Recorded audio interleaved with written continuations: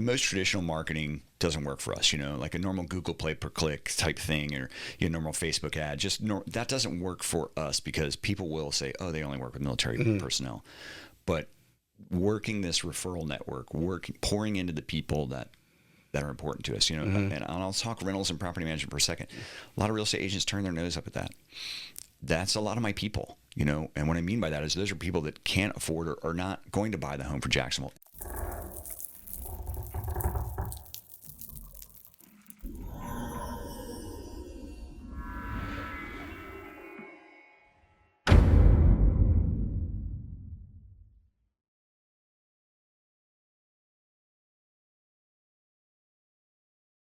Hey, welcome back to the Real Estate Excellence Podcast. Today's guest is playing a pivotal role in leading Northeast Florida's real estate agents during this time of change. This Naval Academy grad and retired Naval Aviator, I am confident, has dealt with more challenging endeavors.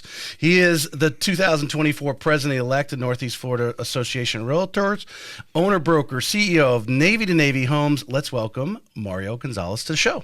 Tracy, so glad to be here. Thanks for having me. I appreciate you coming down. I know, I can't remember, you had something come up the last time I invited you and we got delayed, and I circled back. I said, I think the post of NEFAR had put out last week reminded me. I said, I got to get him on the show here. We got to hear what's going on down there. Well, here we are, my friend. And this time of turmoil, the summer of turmoil in real estate agents. But I always like to kick off the show with the easiest question. Where are you from? Originally from a small suburb of Atlanta, Georgia. You can probably hear with my southern accent, but that's where I'm from. A little town called Chamblee. Born and raised there, but I left. I enlisted in the Navy when I was 17, and then I was basically like an East Coast sailor up and down the East Coast for about 24 years. So decided to, hang the spurs down here in Florida. Really awesome. All right, so lead us. You enlisted, but then you reached a level, and then they felt you were qualified and took you to the Naval Academy. A little bit. So I wasn't quite qualified. I'll amplify that. So I enlisted at 17. I had seen, Top Gun like all of us, right? At that age. I was like, oh man, I want to fly. And I remember seeing, going to like an air show as a kid. And that's what I wanted to do. It's an extremely long story, but I'll just kind of squash it here for purposes. My path to college was a untraditional one. So I enlisted in the Navy, followed a bunch of paths, applied every single year to every college ascension program that I could, and was turned down like year 1, year 2, year 3. A lot of amplifying, context in there. But finally, the third year, they said, okay, this kid kind of won't quit. Let's offer him the Naval Academy Preparatory School, which I'd never even heard of. And that was in Rhode Island. And went up there and graduated from that, went to the Naval Academy. I think I was the dumbest kid at the Naval Academy. I hung on with my, with everything I had for about 4 years. And then graduated there and went on to flight school, ended up flying, what we call the Seahawk, what most people call the Black Hawks. So I did that for a better part of 24 years. Well, we're in the same generation there. The a little bit of a post-war Vietnam era, the whole 2-0 and go. Oh, sure. Yeah, I know what you're talking about. Yeah, someone told me, what do you call the last graduate in medical school? Doctor. Exactly. Oh, that's great. 24 years, though. Yeah. So now, was all of that active, or? It was. It was. Now, the first part was school, but once I started flying in kind of the mid-90s, it was pedal to the metal. A lot of world conflicts from there, Gulf War I to Kosovo, from basically I came in August 16th of 89 and retired about 10 years ago. We've seen a lot of turmoil. Yeah. Our class, we graduated in 96, and our class basically, we went straight into conflict. Well, you've been around the world then. What was your, in some sort of peace, favorite port of call? Oh my goodness. I can tell you my favorite piece of pizza that I've ever had. It was in Dubrovnik, Croatia, of all places, right? It was crazy. Really, almost everywhere through Europe, I met some incredible people. And then another kind of half of my career was down in South America doing kind of drug ops there. And I'll tell you, that was probably some of the most interesting, challenging things, because you're kind of alone and unafraid. You don't have a whole battle group or things. You're down there chasing drug subs and that. So it was kind of cool. Yeah. Yeah. Why real estate? When did you make that transition? Because you went Navy to Navy, if I saw your LinkedIn correctly, in 2010, but you were in real estate obviously before that. Absolutely. In one way, shape, or form since about the late 90s. Okay. So when I bought my first home in Jacksonville, Florida, actually, The best advice was ever given to me was when I was a young sailor and someone said, "Hey kid, buy a home as soon as you can." And that really didn't compute to me. I mean, in the military, it gives you a housing allowance and everything. Yeah. So I was married and had a stepchild and when we bought our first home. And then when I moved to Maryland, and I'm going to give you a little bit of the story here because this is kind of an important context. The military moves you when the military is ready to move you. You really don't have an option and say, you put out a wish list of where you want to go. The timing of that goes to the military. So I knew where I was going. We had just had our second child and she got very sick. I mean, very sick. And, you're as a parent, once you get the first kid, like everything is a problem. You get the second kid, whatever. Anyway, so she got very sick and she had to be taken into, I always say it wrong, Nemours or Nemours or whatever. She had a bloodborne illness and we came inches to losing her. Right. And during that process, that's when the Navy said, okay, we're ready for you to go. You have 10 days to go to Maryland, from Florida to Maryland. I was like, whoa. So I couldn't sell my home. We bought it with a VA loan. I had no equity. I decided to rent it. I went with a large company that remained nameless, and I was just a number to them. And it was a disaster, and it caused me some serious economic turmoil. Let's just leave it at that. So when I was in Maryland, I then had to figure out, how do I do this on my own? And this is before the internet was in our palms. We didn't have cell phone type thing. So I just, that kind of put a piece to me like, hey, I could probably do this better. I could learn to do this better. And then everywhere the Navy moved me, I remember that guy saying, hey, buy a home. And everywhere the Navy moved me, I bought a home. Sometimes I sold it. Sometimes I rented it. And then I did my first flip. So this is what we call flipping, right? Before there was 23 homes on HGTV. I know, it's a huge story. When I came back down here to Jacksonville, my friends made fun of me. They'd call me the slumlord because I had a handful of rentals. I was always working on something. In the back of my truck, there was a toilet and a toolbox, but I was still full-time Navy, full-time dad, full-time soccer coach, full-time working at church, you name it. And then the market crashed, right? So now we're 2007, 6, 7. Right. And this is where the unique thing happened. People knew that I had a real estate license. They knew that I was doing this kind of for me and a couple of folks. And the military folks, again, they had to move. So they were $100,000 upside down overnight on their home, and they couldn't not pay their mortgage. They had security clearances. The Navy was moving them. They couldn't sell their home, and they came to me. They were just dropping off their keys, sometimes with tears in their eyes. And they're like, Mario, just help me. Just help me. Find somebody. Yeah. Honestly, my broker at the time, he looked at me and said, his exact words, he said, I want you to pray about opening a property management division for our company. And I was like, what?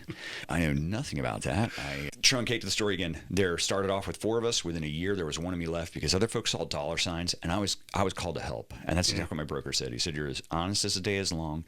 You're as hardworking as they come. You would never take advantage of anybody. He said, you're the right guy to do this. So we started off, really, this business has been built out of necessity to help primarily military members when they were forced to move. They were forced absentee landlords, and we wanted to help them. So we started off in the property management era, and then we just wanted to give back. And that's really what has continued to just bleed us. So it came out of necessity. I know, a really long story, but it's really also in that passion to serve and help other people. Yeah, I mean, it resonates with me because I know Bobby Brennan. Yeah. She started her real estate career very much in the same kind of situation down in Miami. Yeah, absolutely. Yeah, Bobby and I are great friends. So. Yeah. Wow.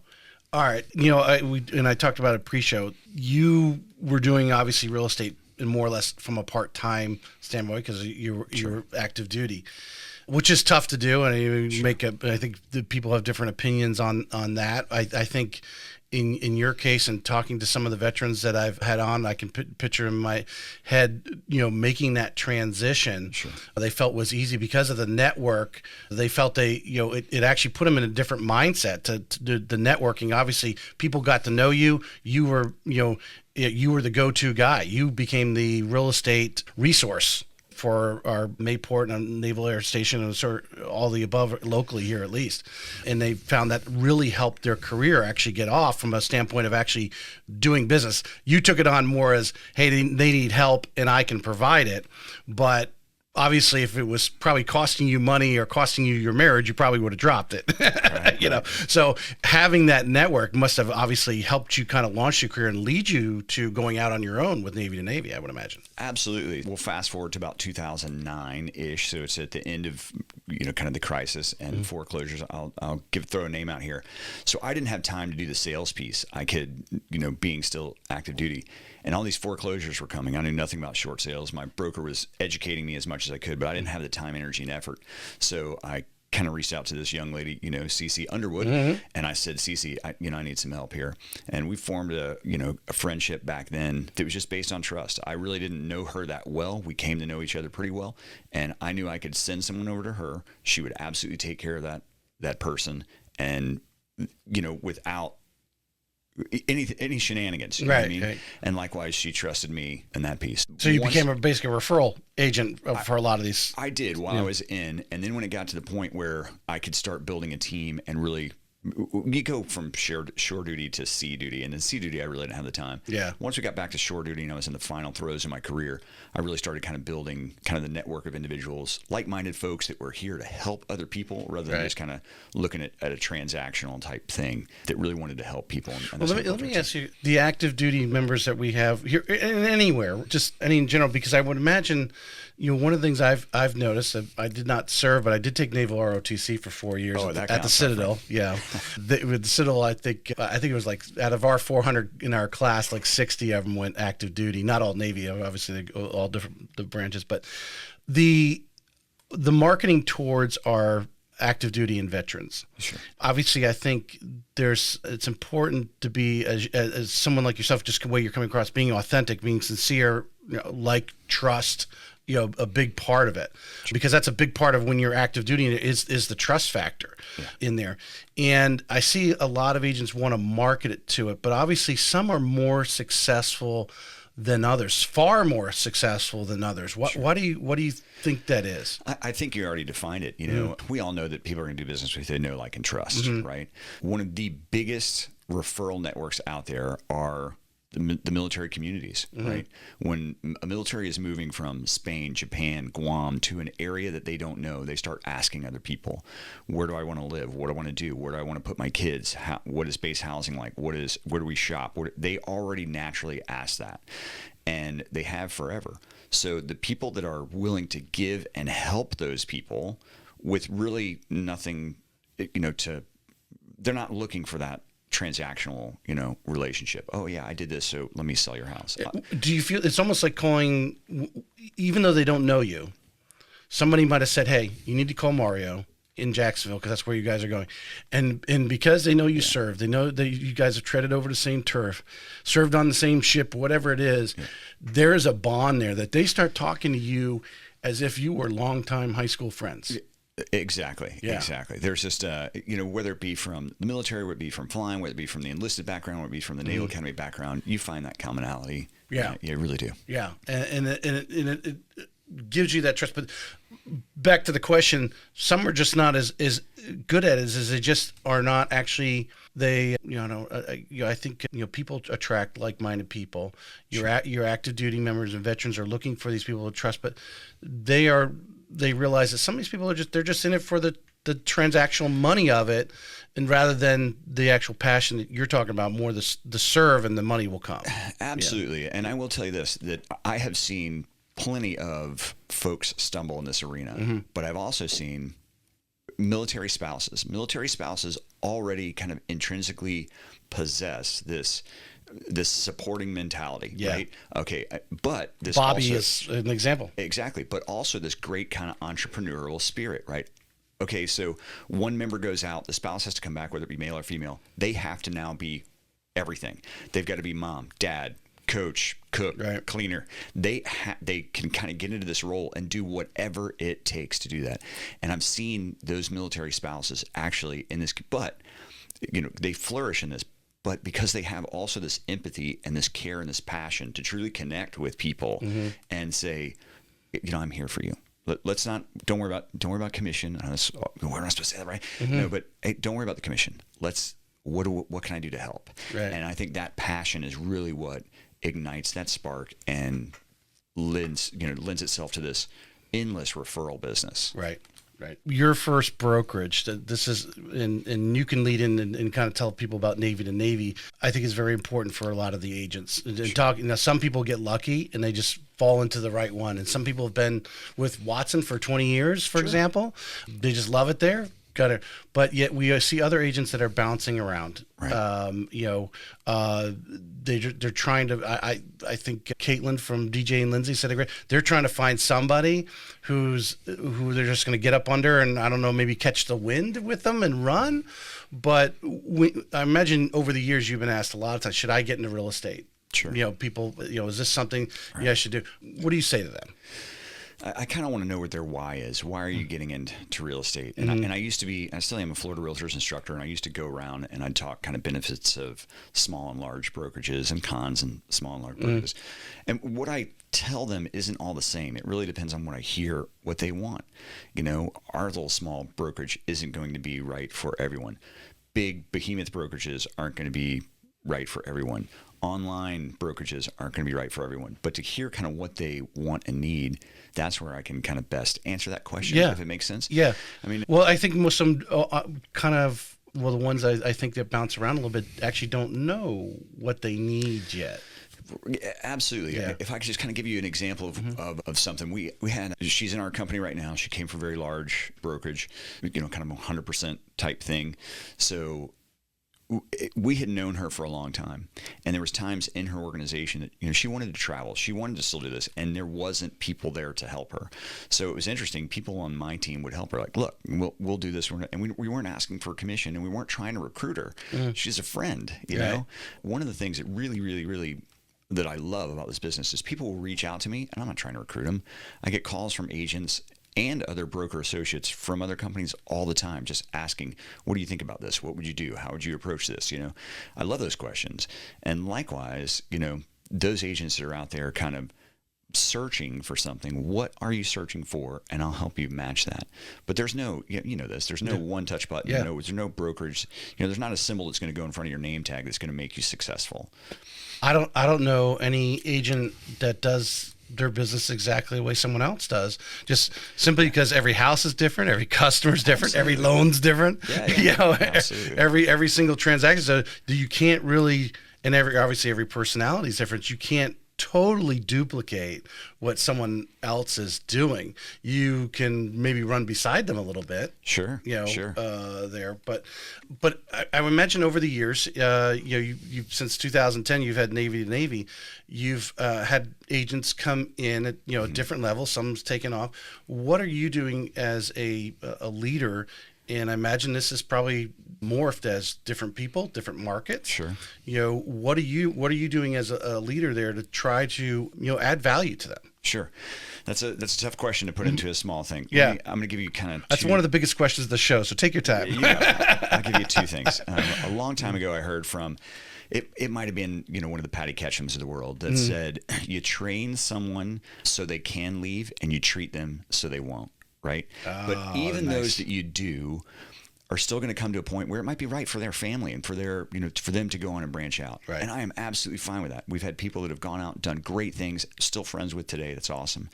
The mentality that I apply to it is I'm as a helicopter pilot, and in a helicopter pilot, there's two sets of controls over here. And when I was a junior pilot, my senior pilot, he or she would train me to do everything as good as they knew it and then some. Likewise, I would do the same when I was a senior to the junior, because you never know coming back on we flew on what they call single spot ships, small frigates, destroyers. You're landing at the darkest of night, worst of the weather. On this little spot. This little spot, right? Yeah. So there may be days where I'm coming back and I'm tired, fatigued, worn out, battle treading, whatever. Right. And junior over here, he or she has they may be better on their game than me. And I want to train them to do everything as good or better than me so that we can live, right? And I've applied that same thing to real estate. When you mentioned Bailey earlier, I to train her early on was fantastic. And most people don't know that we're related because she doesn't bear my last name. And I think that's a huge testament to what she has done in this, because I haven't spoon-fed her. Likewise, we have a young lady in Pensacola. She started the office the month that COVID hit in 2020. She had never done a real estate sales transaction. So I had to explain to her through the tyranny of distance, right? Hey, here's how you do it. Here's what you do, blah, blah, blah. And now she's one of the top agents in Pensacola in 4 years. The training is out there, but I tell everybody, look, we're going to treat you as a family. I say like a teamwork, right? But that sometimes has a negative connotation. But so what do we do to add value? One is it kind of goes right back to that person. What do they want out of real estate? I tell them this. If I don't know what your long-term goals are, I'm going to 100% fail in helping you achieve those goals because I don't know what they are. But if you'll tell me your goals, you want to sell 10 homes a year, 20 homes a year, you want to have 10 investment properties, by the time you want to learn property management, whatever it is, I will do whatever I can within my resources and the network of people that I have to surround you to help you achieve your goals. And that's my God's honest truth to anybody that I meet that's in the company. And that also kind of takes me beyond the walls of Navy to Navy and the people that I meet. I want to help them. I want to be able to know what can I do to help and serve them, even if they're not in my brokerage. When you came up with the name Navy to Navy, did you feel you might have been... Yes. Let me tell you how that happened. Okay. Remember I told you that we were helping all those people as they were going. Yeah.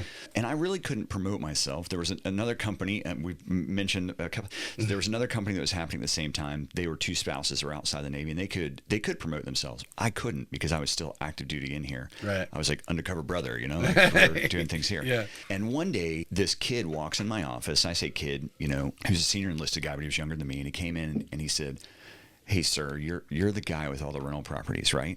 And I looked around and I said, "What?"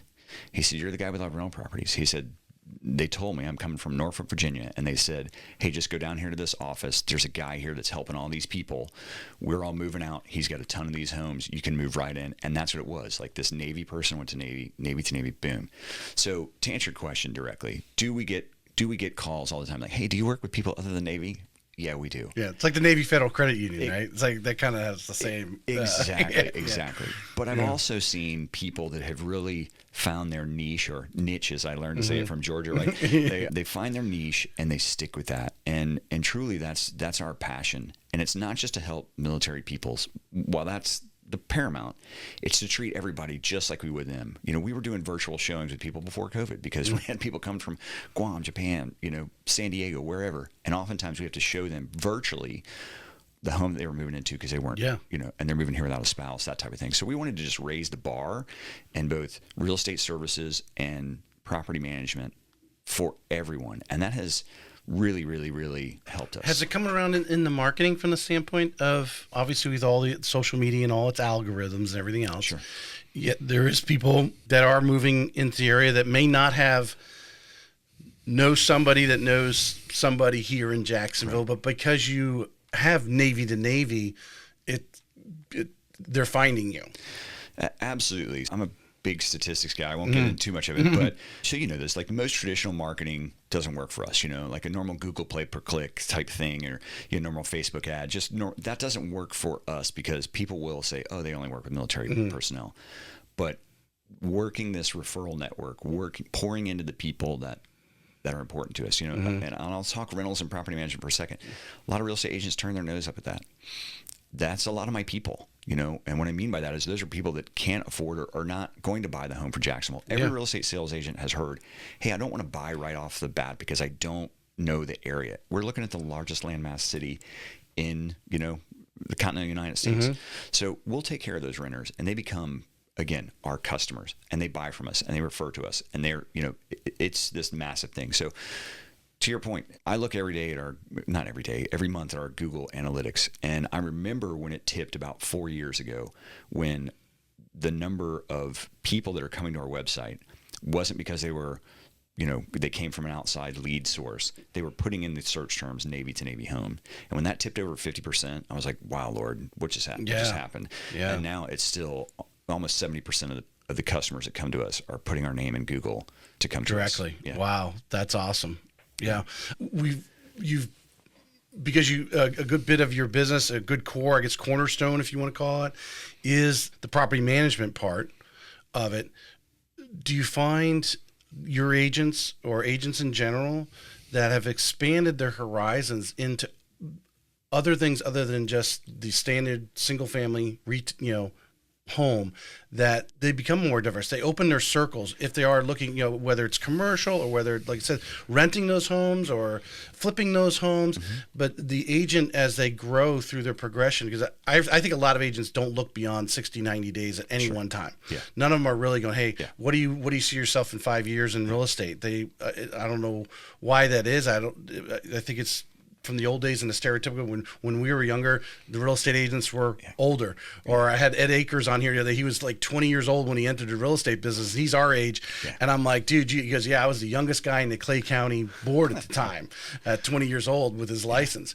And it's evolved, but they don't look long term, and that really starting to learn, how does property management work, or flipping their own property, or learning how flips, or owning their own real estate. Sure. That really helps the growth of an agent over time. So it kind of goes back into their goals. Mm-hmm. How does the property management piece work into that? I'm going to work it in with this answer. It has been awesome to see. One of the first things that was ever told to me when I was young in real estate, they said, hey, if one of the downfalls of career real estate agents, and I don't know how accurate this piece of information was, but it has really been ingrained in me. They said most career agents you can look at that retire, they retire with a very nice house, they retire with very nice cars, and they retire with about $5,000 in the bank. Mm-hmm. And I was like, whoa, why not? Another piece of information that has hit me is, hey, there's the most number of millionaires in America have been made out of real estate, owning real estate. So I tell people, practice your trade. You're helping people buy and sell homes. Learn the piece about rentals. Learn the piece about investing. So you can be the folks that are in our brokerage. I want them to be your one-stop source. Talk to them about real estate. Talk to them about generational wealth, right? Mm-hmm. The buzz term right now. And we have agents right now that are learning, wow, all these people that bought in 20 and 21 that have these 2.5% and 3% interest rates, they shouldn't sell. They're probably never going to borrow money cheaper than that. So hold on to that, and it becomes positive cash flow over time, especially these military people that are doing mm-hmm. this. The government's helping them out with a small, housing allowance. And now, wait a second, I just turned into an investor. I've got a property back here, and now I can still afford to do another one. And then it's just process, repeat, right? That's one of the sticks to any investment piece is once you do it the first time, you can then repeat it. So the process of the property management really coming into that is agents not being afraid of it, agents learning about it, and then saying, wait a second, I could own a property, right? And then you start learning some of the tax advantages and this and that. Well, it's nice to have some of that passive income, especially when there's downtimes, because they will come. To have that coming in, and obviously the long term. I've seen in 19 years I've been in the business. I mean, literally agents call and go, "Oh, I got a client that wants to buy an investment property, and like, what do I do?" And they need to grasp it. They need to understand that. Mm-hmm. Just as you're saying, there's some inventory. Well, it's growing now, but how many years did we go where inventory was minimal, and you got people coming in, and they have to come and they have to put a roof over there. Sure. So we got to find them a rental. Maybe it's a short-term rental. We don't know, but you need to have that in your portfolio, or know who to call when you have those situations to deal with them. I just, the top agents, the really top agents that I've been talking to, all are being involved in flips, mm-hmm. or even some of these young agents that have been in 2 or 3 years, they're into their first flip, or they've already bought their first investment property, and they're, learning that, expanding their horizons, basically. Sure. Absolutely. Absolutely. That's, really practicing your trade and learning it and understanding it. Yeah.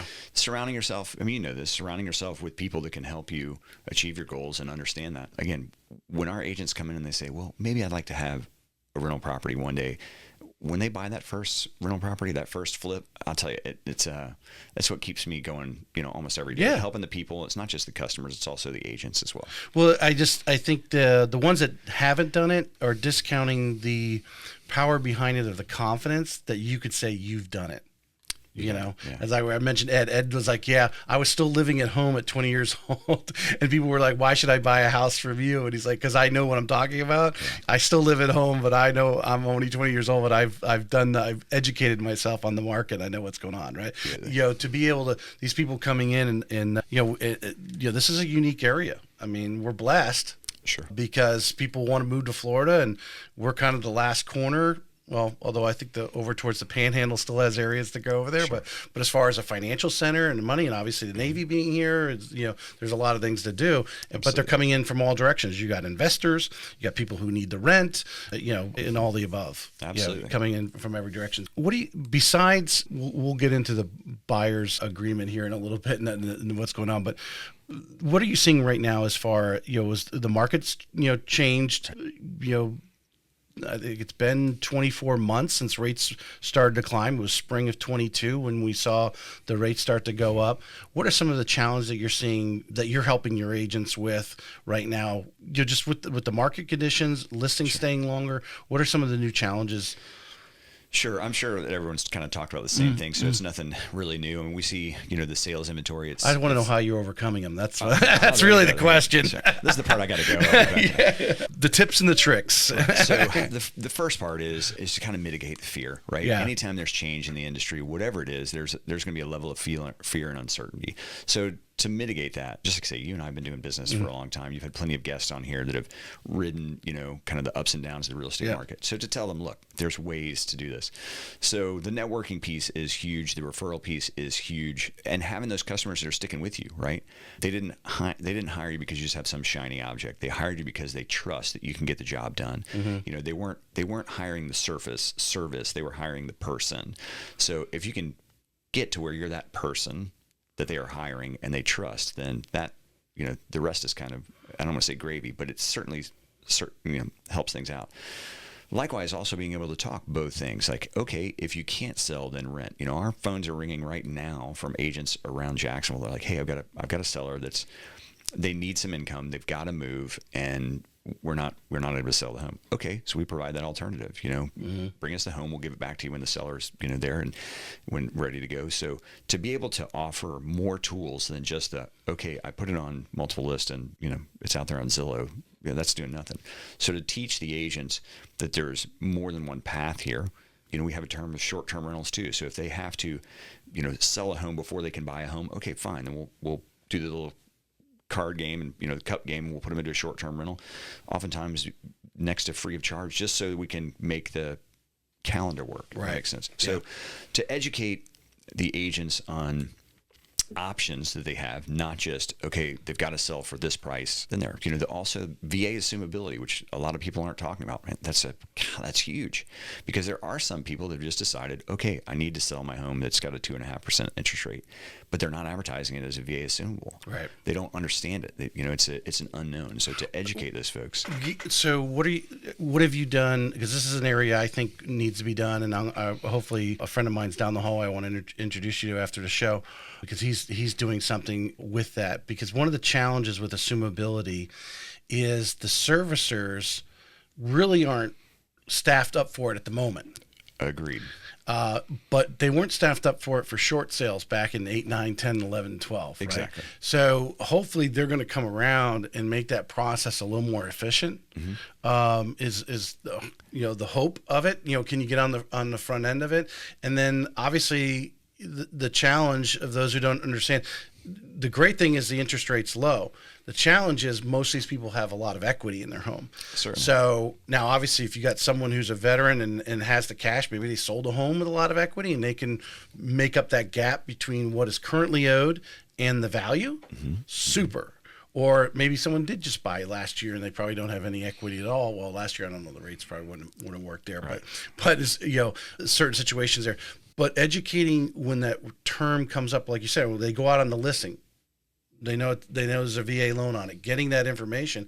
And like you said, there's a lot of agents that are not advertising that assumability part. Exactly. We've had buyers come to us saying, hey, this is what I'm looking for. And to find them, oftentimes, a little bit of a needle in the haystack. But this will probably lead us to more of the follow-on conversations we're going to have here. But educating the seller, so much, I believe, is won at that listing appointment, to properly educate your seller of what are the current market conditions, what does the pricing points look like, how can we best position your home to sell in this current market, what are the expectations for you as an agent, what are commissions. We can have, it's not just a one piece discussion, it is fully educating that seller to best help accomplish their goals, right? If it's to sell the home, if it's to rent a home, it's to keep it on the market for so long and then do whatever. But so much is won in that listing appointment, and setting that, you know that they got a VA assumable. And a lot of them don't know how it works. You know, hey, am I giving them a VA eligibility? Am I not? You have to be able to talk that whole piece too. Well, it depends on the buyer and what they look like, but absolutely. Yeah. Well, I know from the lending, the lenders have not come around. I'm hearing there are some off the market lenders, if you want to call it that, alternative, not alternative in a bad way, but these guys are willing to do that second mortgage, but it's not going to do it to 100%. I've heard some that may go as far as 85 is pretty standard, but I think one of the things, like you said, when they captured how to do the short sales, the other side's going to be, hey, we've got a really good buyer here. They got 10% down, right? Get that interest rate, because I think the common sense is they're not going to negotiate on the actual price if they're getting that 2.5-3% interest rate. Maybe not. Yeah, I mean, they're more after that. That's the jewel, is because that's huge amount of savings. Exactly. But I will say this, Tracy. We have had military folks, I can give you so many during the years, that have said, okay, and I know, this isn't like a fair housing piece, right? So they know that that's a military person. It's a job thing, right? And they know, and they will be more amenable and to helping getting that sale across the finish line. Yeah. Plenty of times where they have taken, some dollars off the price tag to help that out. But you mentioned the different products that are out there. And I say this to all my new agents, is you have to build your network. I call it the Avenger network, right? Because everyone knows Marvel. You have to build that Avenger network of the lenders, of the inspectors, of the title companies that are really going to work well with a variety of options, to help get these people across the finish line. I say it occasionally. This comes up, but I see it on Facebook. An agent asks, "Hey, you need to have a Rolodex of all the right down to a painter, to the plumber, to all these people ready to go." I mean, especially, would you say now more than I've noticed from the loan standpoint, and then talking to other mortgage people, every loan now seems to have some extra pieces to it. It does, yeah. But it seems like every sale of the house, the buyers and sellers, they have their own little nuances right now, and then it's really challenging the real estate agents how to play that little chess game to get it to the other side. Sure. And that's where kind of the working together and the teamwork from both sides of the equation really is there to do that. So how important do you think you've to kind of segue into you getting involved with the board and being involved representing everyone at NEFAR, more or less, all the agents and being a face point, but the collaboration part. I imagine you've obviously met a ton of people, obviously being involved at NEFAR. You're meeting agents throughout the area that you wouldn't normally meet in your day-to-day business unless they were on the other side of a transaction, but sometimes you never even really see them. But how important do you think it's been for your business and in your brokerage to have got outside and have met other people, have met people like CC Underwood and other people that you can call, maybe it's over in Ponte Vedra and you live on the north side and you got a listing over there because your friend just wants to sell the house. How important is to collaborate and really have those I don't know if you call them allies in the business. I don't even know that I can quantify it in words. I can give you a little bit of a story. So when I first started into this, the first place I ever plugged into NEFAR, as I was starting the brokerage here locally. So I'm going to start Navy to Navy Homes. How do you be a broker? What do you do this? I didn't even know all the education. I didn't know what I didn't know. And I started plugging into as many classes as I could. There was times I would sit and be a monitor because I couldn't even register for everything. So I said, look, I'll monitor anything. And I started seeing the movers and shakers that were out there in the industry and gleaning from them. Like, wow. And then I found myself kind of in the education piece. And I remember sitting with one of the top KW brokers in the area. And she was an open book. She would give me and help me anything I wanted. She would invite me to, trainings, invite me to other kind of elite things that she had. Come on, look, we're not trying to recruit you. Just, absolutely, you're more than welcome. It's open to anybody. That has happened over and over and over again in my career. I remember meeting a property manager from Pensacola. I sat one day at a small event, and he had flown his plane over, right? I'm like, what, he'd flown his own personal plane? I was like, holy smokes. And this guy, and I met him very quickly, and he said, look, I don't have the time right now, but let's connect. And we connected in Zoom before there was a Zoom. We're talking 10 years ago, we connected. And he was an open book. He showed me absolutely everything. And I was like, wow, this collaboration is crazy. And I have found people like that in and around the association, both on the MLS side and the board side, where people are just willing to help. And we don't always see that, especially when you run into someone out there in a day-to-day transaction. It's maybe a little gritty to work with. On the other side, it's a little difficult. It almost makes some agents a little jaded, or I should say guarded, and what they will really work towards that cooperation. And when you see that the majority of people are truly willing to help, whether luxury agents, I'm not a luxury agent, but to sit there and glean from a luxury agent, hey, here's how I built my business, here's this, like, wow, that's awesome. They tell me it's not the price point luxury. I disagree. yeah, I disagree with that. I think it's the funniest thing they say. Yeah, exactly. But you're right. There are some situations where, you have this agent on the other side, and it's like, all right, hey, we have a seller and we have a buyer. Let's get to the goal line. Right. And they get a little personal. They get a little, I don't know, their own personal emotions get involved or something. And not me, but all the top agents, the listeners out there right now, I mean, all the top agents are collaborators. And they will 100%. Go and have coffee, whether you're in their brokerage or not. They don't draw lines. And I think today, especially obviously, some of the things that Landmark puts on, but whether it's a mortgage lender or title company, they're putting on these classes. There's more opportunities to run into these other agents and start collaborating, or at least just shake hands and or type of thing, and converse and meet each other than there probably was in the past. 100%. And like you say, you learn and you meet from other people. One of the my wife still tells this story. We were out to dinner one night, and this is many years ago, and this young lady walked up to me at the dinner table, and she was there with her significant other at the time. And she walked up. She said, "Mario, you don't know me, but my name's Sarah Rocco." And she said, I'm watching everything that you've done. She's like, "You have an incredible team. I love what you're doing. I had a chance to sit in one of your classes one time, and I was like, holy smokes, And that was the beginning of a fantastic friendship, And again, the two of us were, to talk and to collaborate, as you say. There was never any angst. And I remember working with people on her team, and I'm like, look, this is going to be a pleasure. It may be a new person on the team. It's going to be a pleasure because I know who's behind it, Well, and again, we're segueing in because I want you to just educate everyone on what the board's doing, and obviously as president-elect, and going to be you have to the level, or I should say, with the NAR lawsuit, the collateral damage has been at least a perception that it's devalued the real estate agent, or there's been either maybe it's just clickbait online, but that real estate agents aren't really needed, you guys are making too much money or whatever. And so obviously the pushback has to be what we have, agents need to show their value, that they explain what they're doing and all this stuff. But by the collaboration and in not being more so, hey, the competitor, I can't talk to them, or I'm not going to go to their training, even though I can, or a training they're putting on that's open to anyone because they're with X brokerage.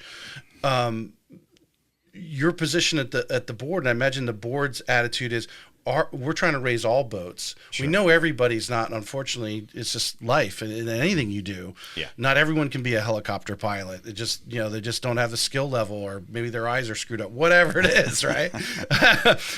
That's required. But the same thing with real estate, you could share everything you're doing. Yeah. I mean, I think there's guys making a ton of money sharing what little bit they did. I've done like Grant Cardone and stuff. I have all these people paying for his trainings and so forth. He could share everything he did right down to the detail. The reality is there's going to be, if any, a small percentage that actually can duplicate what he's doing. True. And I think that's in the real estate. Now, they may be successful by doing what you're doing similarly, forget that word out, but they're never actually going to be able to do it exactly the way you're doing it. Absolutely. Yeah. You said this early on, everybody does their business a little bit differently. My approach to this, kind of as we're going into the NEFAR piece, is, and this kind of goes with the military. I've always seen, most people see leadership as like a pyramid, and the leader's on the top. And I do the exact opposite, right? I put myself at the bottom, and it's my job to give the tools and the experiences and share as much as I can, so that the people, the agents that are working for me, can do their job to the customers, and ultimately, that's some fall out. True. It just happens. Absolutely. Absolutely. But you're raising that level and the quality that people know, whether they're coming into Northeast Florida, that these agents are top notch. That's really what you want. And then when it becomes to, I mean, I think you would agree, when it comes to the buyer, in this case, doing the buyer's agreement or still with the listing agent, you say, hey, and this is going to be the commission that, or however you're presenting that. They don't question it because of the level of quality that is just now spread out with every agent. It's the bad apples that obviously draw that down and people start questioning, right? Right. I agree with that. I agree with that. Yeah. Lessen the amount of bad apples in the bucket, basically. Sure. Yeah. And that's your job. I would assume is one of the jobs at Northeast Florida Association of Realtors, Florida Realtors, is to obviously raise the level of quality of the ethics and the standards of a real estate agent. That's a very good way of putting it. Absolutely. So we're doing our best to put out the education, to put out that level of professionalism, to give folks the tools to actually raise that level of professionalism. And you've said this a couple of times, and I'm going to, you said a rising tide lifts all boats. Yeah. I love that, and I've always said that. So absolutely, we want to give everybody the tools and the opportunity to do well. And we believe that the cream will rise to the top, right? The natural attrition, we don't always have to come down on the, the ethics and the FREC violations or anything. That is definitely a part of it. But, the reason I serve in this point isn't to hold those folks accountable. It's really to give those folks the vast majority, the tools and the opportunities to do well and to really, really, really master this profession. Mm-hmm. All right, let's tell us about. Well, we were talking about the MLS. You guys have been for years now. Have been working on improving that. What was going to give us what was going on before, and then what are agents seeing now with the ability as you're starting, to bring in the St. Augustines, the Flaglers, and everything. What's the end game, and is that an ongoing process? Sure. Okay, I'll go back a little while ago. So prior to 2020, we had a strong MLS, but it was kind of Northeast Florida, and everybody that was surrounding us was, they were just surrounding us. They were on their own island. As technology evolves and consumers get more and more information in their hand, if we're to maintain professionalism, if we have to be professionals in our industry, we have to have at least that same or more information, or we do reach this level of obsolescence, right? Right. Like, hey, I'm expecting this person's going to be. So back in 2020, I was the president of the MLS when COVID hit. That was fantastic. So we had to learn very quickly, how do real estate agents continue to do business in this? All of our team had to go work from the winds, right?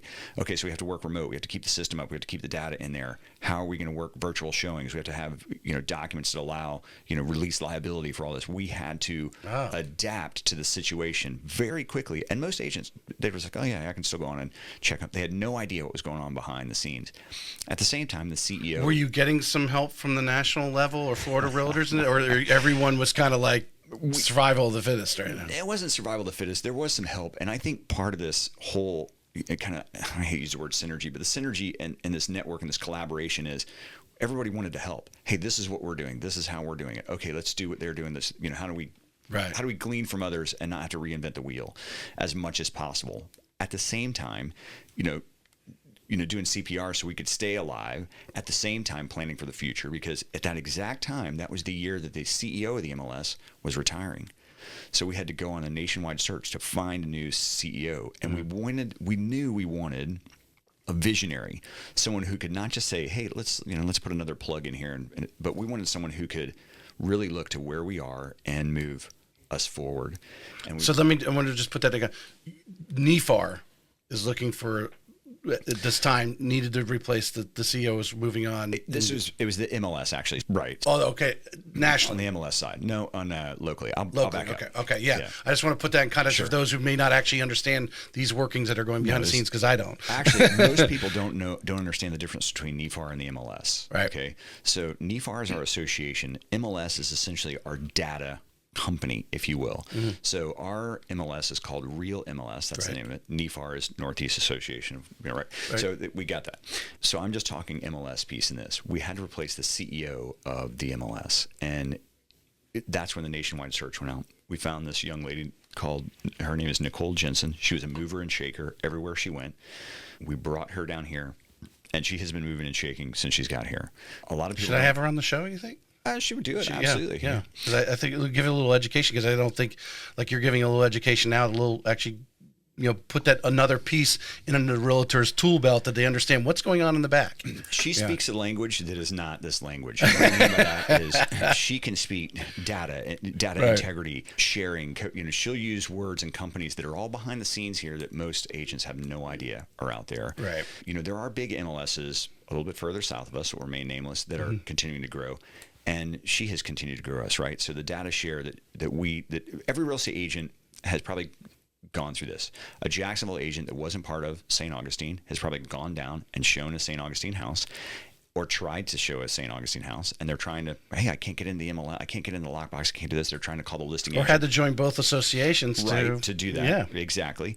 And the customer would have more information in the palm of their hand than this professional agent would. So just recently, we now have joined this data share. So you've got here in Northeast Florida, you've got St. Augustine, you've got Space Coast, you've got Daytona, and it's continuing to grow. So now agents have, 40,000 listings in there. I don't know the exact number I'm guessing, but it is a significant increase. And you have access to those lock boxes, and you have access to that information. And it is fantastic to be able to do that, beyond just our Northeast Florida here. And one login.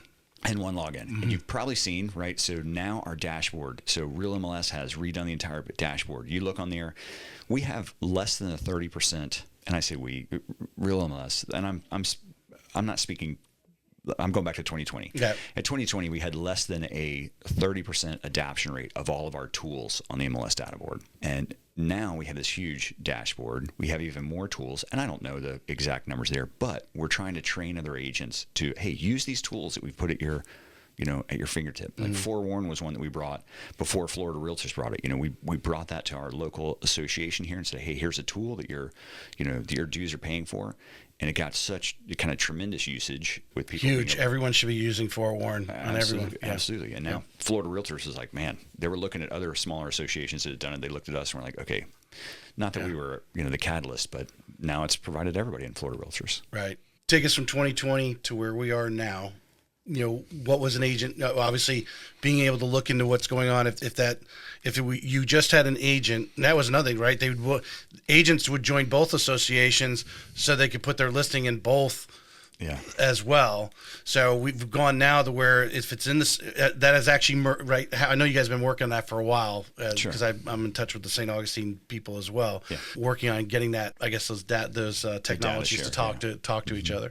You're now able to branch out, see more listings, and so forth. What else are we working on?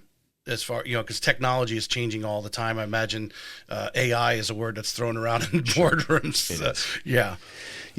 Keeping up with technology is it's like two racing, jet planes, right? Yeah. Technology is going, and then what are our tools doing as well? So the MLS is doing a great job in that. What I will tell you, what we're doing on the association side, so now I'm switching over to NEFAR, is what we have seen, and I'm speaking me, Mario, what I've seen and just hearing from my agents is, folks that have come in the business in the last few years, there's probably, to a degree, a lower level of baseline understanding of the tools that we have, of the way that processes work, of documents, of where things are housed, whether, you talk about the, hey, we just switched back to Florida Realtor forms, and people say, oh my gosh, I got to learn the Florida Realtor forms. And well, you're in Florida Realtors, you've always been responsible for them, whether you really knew them or not. Right.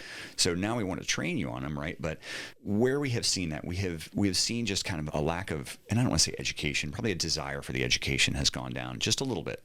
We're starting to see that come back. We're bringing back live orientation here at the beginning of the year. We're one of the last associations to do that. So we're going to have that initial touch with agents. Hey, here's the beginning of becoming a successful agent. We want to be able to give that product that then goes to the brokers, and they're a ready kind of full up round, as we would say in the military, to be used in those companies, and then can be further trained through the association and the brokerages. Right. I mean, because you guys have a beautiful building down there, and I think COVID kind of threw a wrench in the engine, so to speak. Yeah. And to hear you say that, hey, we're trying to, we're having a live thing now, it's 2024, because that has been scuttlebutt around town, is that the board almost would rather keep leaving the lock boxes outside the door. Not that was your goal. Personally, I think the goal of, I remember when because I'm certified to teach Introduction to Real Estate Finance, I think is the name of the course. They were like, hey, you only do your course at the board because the boards want people to come in. And I think there was a little bit of a time there where, again, talking to other agents and seeing what I was saying, that NEFAR had this beautiful, shiny new office. I don't know how old is it now. It's nice. The rooms are nice and that they weren't so, friendly, that's lack of better words, in getting back post-COVID and get people back in the building. Sure. And that's that's kind of an on-the-spot question or statement. What I would say, it's kind of back to managing expectations, right? I've always said from a real estate broker standpoint or anything from a leadership standpoint, I can't fix it if I don't know it's broken, right? Yeah. So I love that honest feedback there, but that's exactly what we've been doing. Kind of with any big ship, you turn a big ship, it doesn't turn really fast, right? Yeah. So NEFAR is a major board, but I will tell you that we are listening. Okay, I can definitely say that on behalf of the board, that we are listening. We're listening to folks, and it's not just like what someone throws in here. I mean, on the MLS chat or whatever. We're listening to what do you want? What do you need? Mm-hmm. Again, back to that inverse pyramid. What tools and things can we give you? And we've heard, hey, the education. We've heard the normalization of forms. We have heard these types of things. Okay, we now have back to the forms. We're all in the same forms. Florida Realtors is changing their forms. We have full access to the legal hotline to answer those questions, like how do I do that? And honestly, some of these larger brokerages that have a hard time kind of training the lowest of the agents, that is a huge asset to them to have that, hotline that now can answer all the questions. Likewise, for the small brokerages, it's the same thing. Even though that small broker is there and may have a small team, they may not be fully educated on everything. So now they have, we're all kind of on the same sheet of music, if that makes sense. Yeah. Speaking to I've had several of the people from Gia Arvin was the most recent one, the president of Florida Realtor. Right. Sydney Hayden, she's running.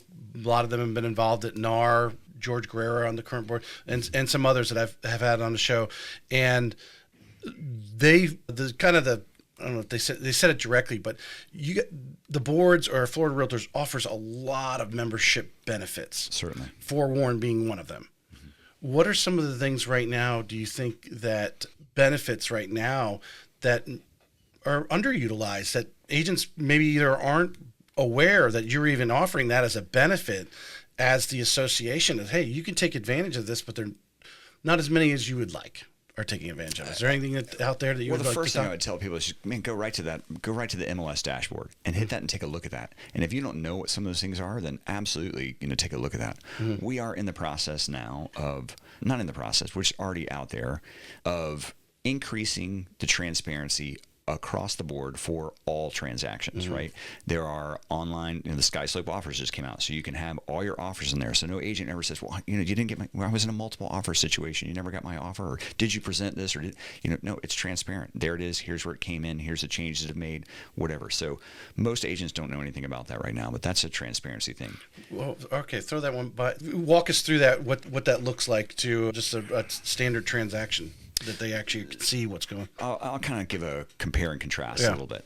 Prior to having any sort of online ability to upload offers, you didn't know. If you're a listing agent, I'm a buyer's agent, I transmit I email you an offer, and I hope that it's received. Crickets, we're waiting. Maybe they should be calling and saying, did you? Right. Absolutely. Not all of them do. Exactly. Yeah. I should call, I should text, I should let everything, hey, here I am, this offer is coming through. But you're waiting on that. Okay, I've got it. When did you get it? Did you get it after the cutoff? Did you look at it before? So what SkySlope Offers has done is it basically it's a dashboard. So when you upload an offer, just like now, you've probably seen more and more agents, they put offer instructions in the document. Like, hey, please follow these instructions, which most of the time they're not. Right? But SkySlope offers, it provides a way that it is now transparent. You put an offer in there, it comes up into the dashboard. I can see it as the buyer. Okay, it's been presented. It's been, So they're not actually emailing it. It's actually just coming through their portal, much like we do here with our loans. Absolutely. Yeah. Absolutely. A bunch of tools that are kind of working towards that kind of transparency piece here. I just had a conversation the other day with a broker that had no idea that Form Simplicity had like an e-sign capability. He's like, what do you mean? I'm like, yes, you can. And he's like, well, how come I see some of these agents, some of these brokerages that have their logo on there? I'm like, that's Form Simplicity. You can build out your own forms package in there. There's no reason for you to download them and do you have the latest and greatest? If you pull it right from Form Simplicity, or you build and I'm talking Florida Realtors now, you build your package out there, then you keep the latest and greatest forms up, and they're branded to you to a degree. So just a lot of tools that are out there. Yeah. Again, it would take us all day long to go through. Yeah, no doubt. I mean, that was the one thing when we were talking about Florida Realtor. I mean, they were telling me about all these different things. I forget the one program where you can actually pull up and it actually will create social media things on what's going on in the market, like. Sure, RPR does that. Yeah. RPR has an AI and a social media function down at the back end of that, and most people don't know about it. Or aren't utilized, aren't digging in. There's it's like a lot of things in our lives. These CRMs to do 10,000 different things, just to learn how to do one thing with it is a miracle. Do a quick flow plan or a floor plan of any home with your phone. You pick up your phone, you walk around the home, and it generates a floor plan, even with measurements. Like, hello. Yeah. I mean, any agent can do this. Yeah. Tremendous amount. Your president-elect, you've been on there a while. I put vision down here, but what I think everyone you've been on the board long, you see all the challenges. Is there anything out there you're like, man, I would really like to convince my other board members to dig into this over here that maybe, I don't know, maybe it's being done in Utah. I don't know, because I imagine you guys, you go to different conferences, you hear people are doing different things. Is there anything out there in the real estate world that really is like a game breaker you'd love to bring to Northeast Florida?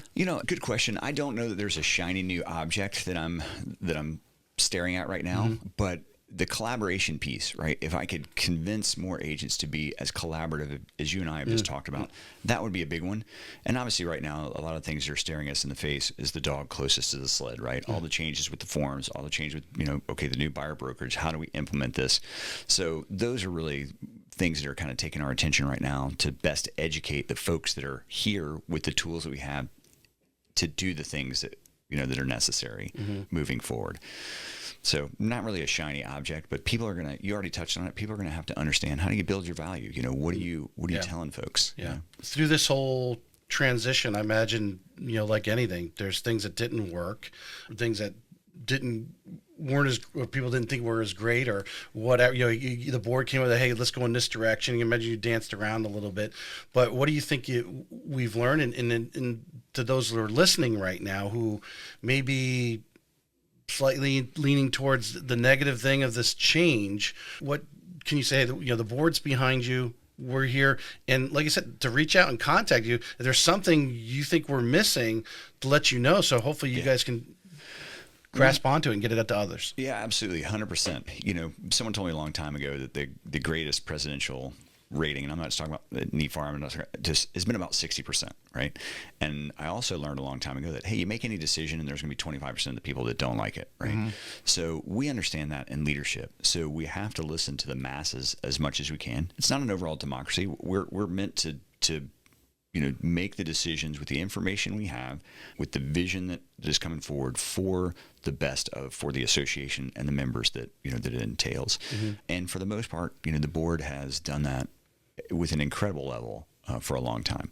But we are listening, and that's the point. I mean, people have to tell us, what do you want, and we'll definitely take that into consideration. I want to finish up with this from those. I think everyone. I'm going to go back to Patty Ketchum. I mentioned her name the other day. Yeah. She told me one of her biggest regrets was that she, and this is her words, did not cast a shadow in the doorway of her local board out there in Tallahassee for years. And she regrets that because of the many relationships she missed out on. Of course, I think she's doubled down on it. That's that, absolutely. Type of thing. What is the board doing, or maybe your attitude as being the president-elect, going to be president in 25, to bring more people, get them more to feel welcome to come and get involved, whatever it is, to reach out and getting involved in the board is important for the real estate industry overall. 100%. So I'm going to get that in kind of 2 points. One is, we have all these committees, councils, task force that a lot of people don't even know that are involved. They're in here and around NEFAR. Maybe someone who's involved in education learns the education task force. Okay, I can get plugged in there and I can be influential into what classes actually come next year and what instructors come and what designations come. Okay, yeah, that's it.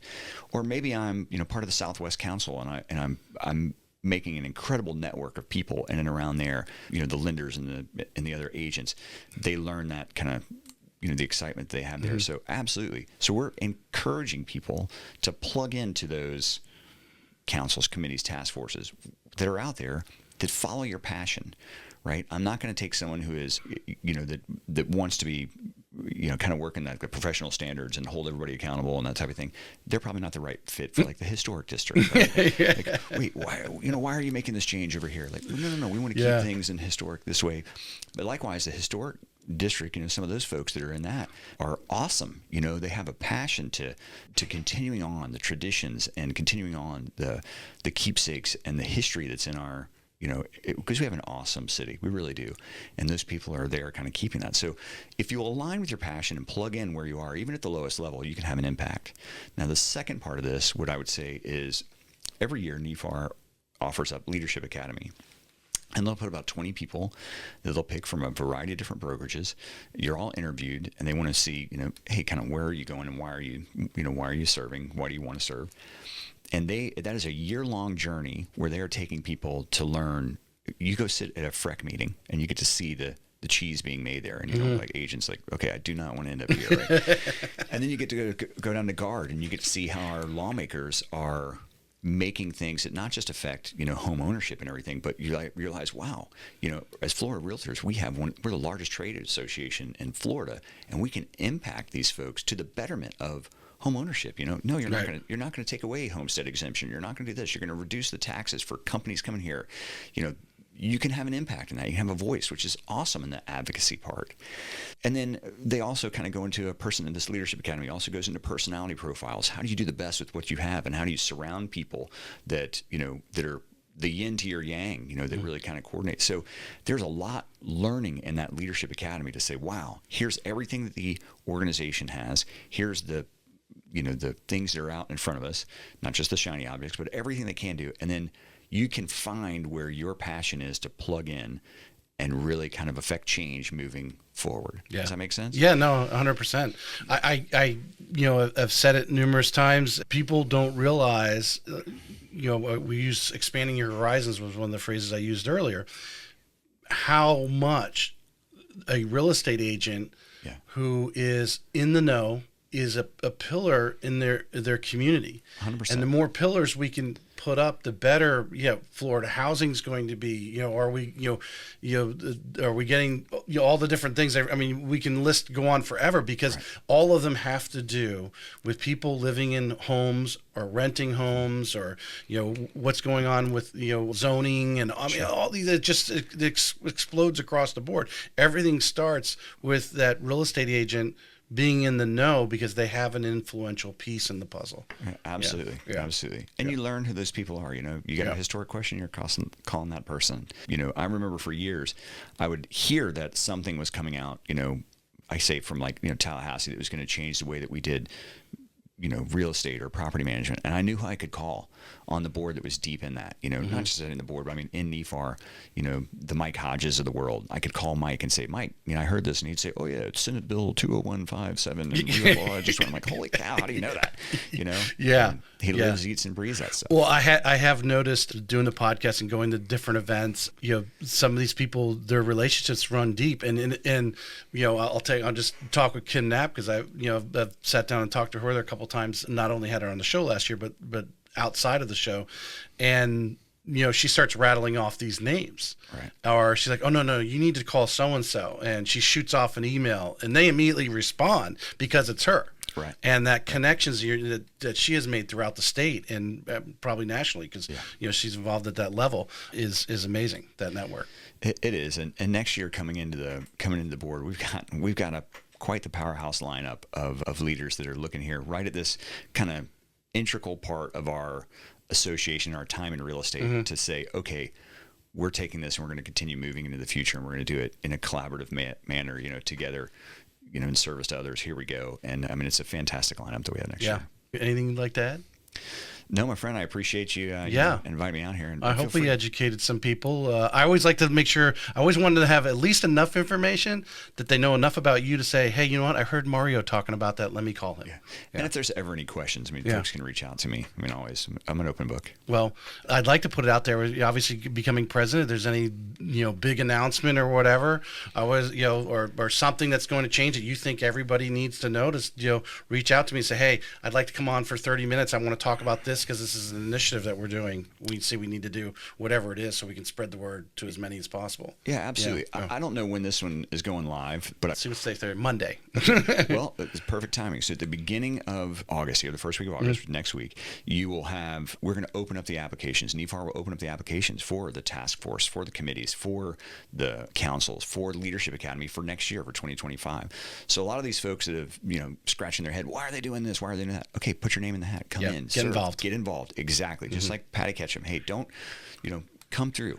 Yeah. Get involved. I heard someone say a long time ago, you're either have a seat at the table or you're part of the meal. Right? That's a good one. Yeah. Exactly. So. Appreciate you. You got it, my friend. Thanks, Mario. Thank you. All right.